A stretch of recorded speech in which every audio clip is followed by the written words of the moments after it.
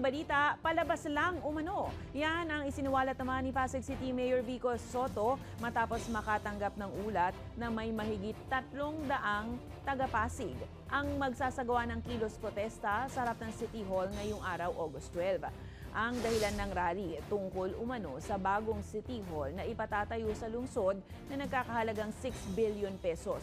Pagsisiwalat ng alkalde, hindi mga residente ng Pasig ang mga nagsipunta. Bagkus, mga hakot raw mula sa Quezon City. Ni hindi raw alam ng karamihan sa mga ito kung bakit sila nagpunta sa Pasig at pinagsuot daw ng kulay puti.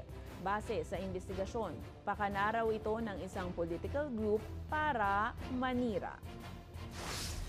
Sino po galing QC? Yun, okay na po ha. QC! QC, taas kamay, QC! QC! Mga kaga-QC po sila. Lahat ng transaction natin, pwede natin sagutin. Kahit anong tanong po, pwede natin sagutin.